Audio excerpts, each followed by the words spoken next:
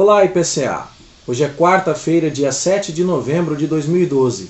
Estamos juntos há 269 dias lendo a Bíblia e hoje leremos Apocalipse 17.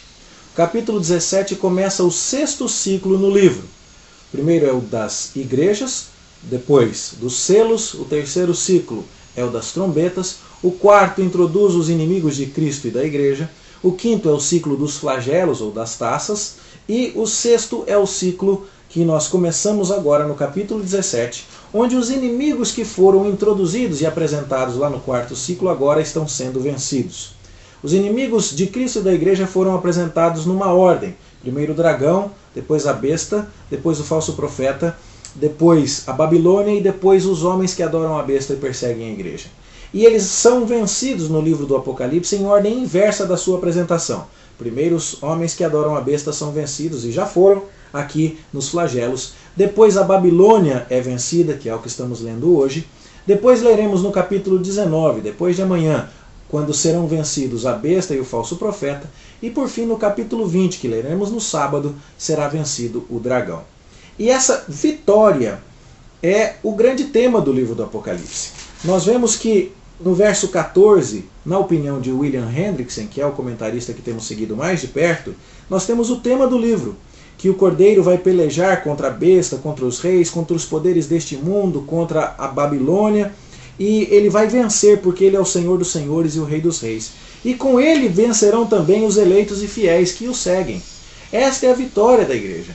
A igreja que vai vencer o mundo. No entanto, é preciso conhecer muito bem o adversário, porque o adversário quer nos seduzir e nos desviar da rota. E é por isso mesmo que neste ciclo nós temos a visão mais comprida, mais detalhada do mundo, exatamente quando se fala da Babilônia, da meretriz que tenta seduzir a igreja e desviá-la dos caminhos do Senhor.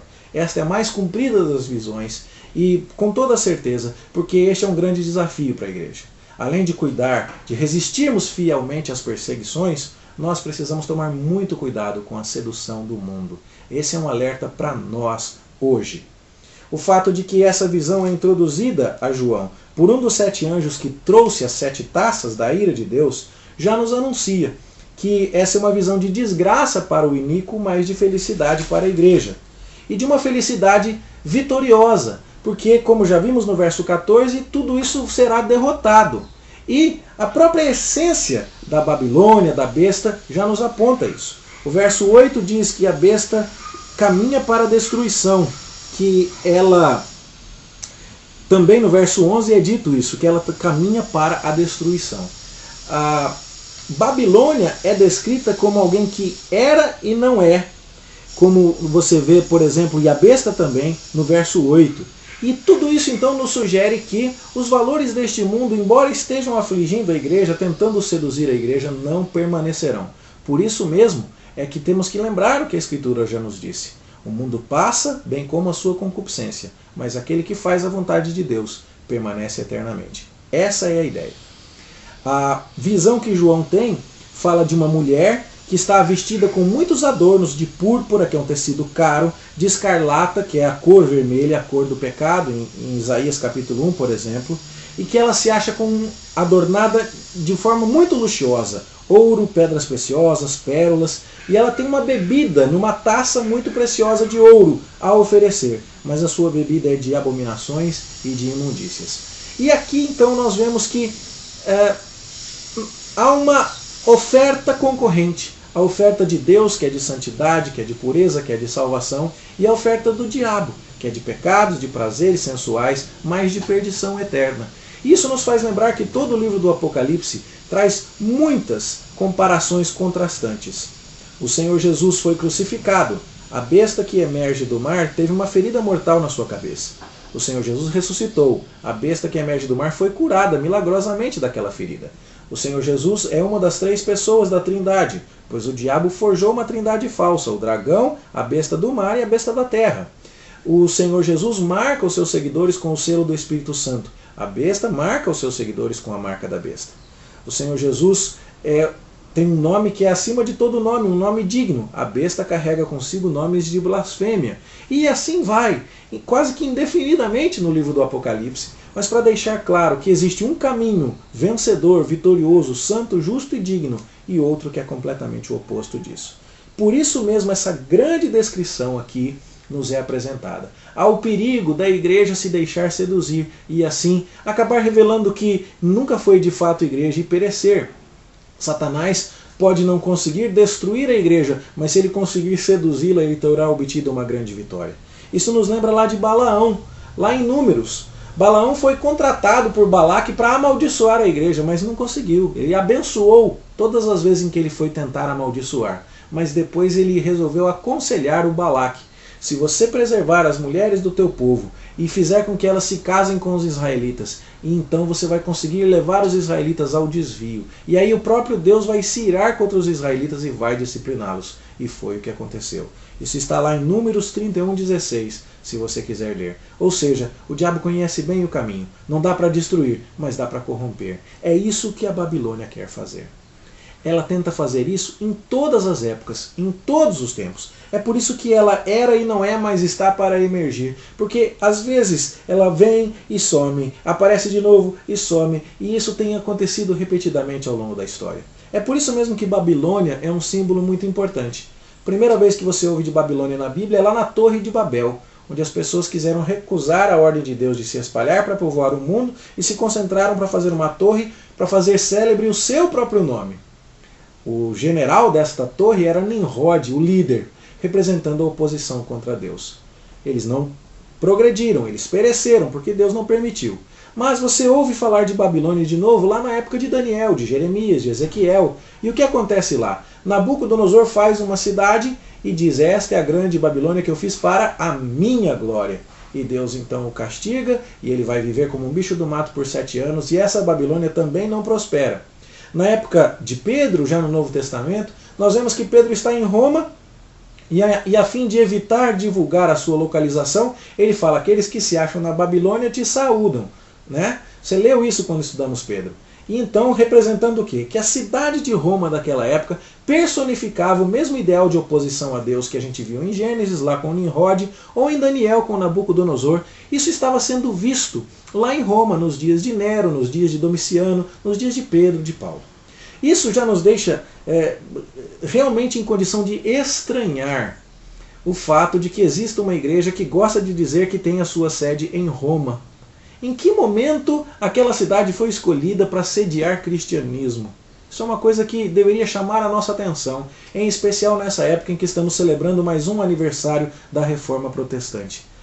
Se há alguma coisa que Roma representa, é oposição a Deus. E isso vem das páginas da Escritura. Por quê? Porque aqui no verso 9 está sendo dito que as 7 cabeças da besta são 7 montes nos quais a mulher está sentada. A cidade de Roma é toda montada sobre 7 colinas. Não há dúvida de que aqui nós estamos falando de Roma. Outra que era, naqueles dias, a personificação da perseguição contra os cristãos e da sedução do mundo. Todas as descrições de literatura daquela época nos mostram que a devassidão moral, a imoralidade sexual daqueles dias era tremenda em Roma. Roma personificava de fato tudo isso. Além disso, existe a possibilidade de que esses 7 reis, dos quais caíram 5, um existe e outro ainda não chegou, que são mencionados aqui no verso 9, estejam falando dos grandes impérios que a Bíblia trata.